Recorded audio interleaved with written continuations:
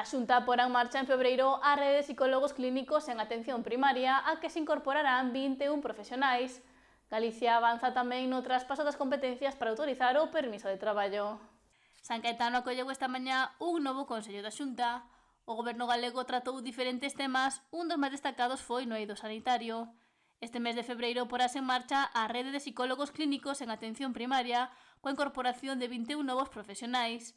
Para iso, o Executivo realizará un investimento de 1,5 millóns de euros para dotar o primeiro nivel asistencial dos Sergas de especialistas en psicoloxía clínica. Triplicar o número de profesionais que ahora mesmo están traballando. Pasamos de 7 que están traballando ahora mesmo na atención primaria a 28 coa contratación, e já se incorporando xa casi de xeito inmediato, a contratación de 21 novos psicólogos para traballar nos centros de atención primaria da comunidade. Pasamos de 7 a 28 con estas 21 contratacións. En concreto, son 5 psicólogos para centros da área sanitaria da Coruña, 5 para Vigo, 3 para Lugo e Ourense, 1 para Pontevedra e 1 para Ferrol. Van traballar, ademais, en rede. E, por lo tanto, as ventaxas de traballar en rede son facilitar o acceso dos pacientes á atención psicolóxica, primeiro máis preto dos seus domicilios, van a traballar sobre o terreno nas áreas sanitarias.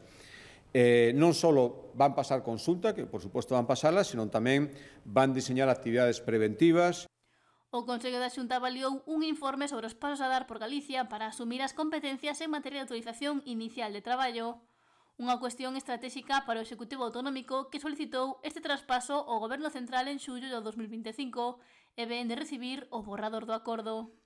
O Estado xa trasladou á Xunta de Galicia un borrador no que se contempla o traspaso de competencias para otorgar os permisos iniciais de residencia e traballo para persoas estranxeiras, é dicir, persoas que non teñan a nacionalidade española. Insisto en que esta é a principal diferencia coa estrategia Retorna. Este é un paso que agradecemos, podía terse dado bastantes meses antes, pero agora o que urximos é o Goberno a seguir avanzando nos trámites para facer efectivas estas competencias e poder exercerlas neste ano 2026. O seguinte paso, estamos examinando ese borrador, falta tamén unha memoria económica que recolla a transferencia de medios materiais e persoais.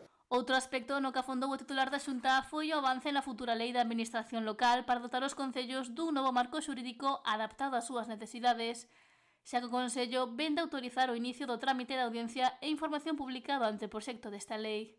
A Vicente ten máis de casi 30 anos de vixencia, é do ano 97, e hoxe o que acordamos, insisto, despois dun longo traballo, é iniciar o trámite de información pública, é dicir, pistoletazo de salida, para elaborar o anteproxecto da nova Lei de Administración Local de Galicia. Para que? Pois para facer a adaptación desta normativa, en 30 anos hai moitas cousas que adaptar, houve cambios legislativos, tecnolóxicos, sociais que repercuten directamente na Administración local, e por iso queremos regularla, modernizar, en definitiva, o marco local, fomentar a cooperación entre administracións, imos regular con maior claridade as competencias municipais. O texto deste anteproxecto será sometido á exposición pública. Entre outros obxectivos, pretende modernizar o marco local, simplificar a burocracia ou introducir as tendencias e vanguardas normativas relacionadas coa administración digital e a interoperabilidade, a transparencia e o goberno aberto, a planificación e a avaliación de políticas públicas e a cooperación multinivel efectiva.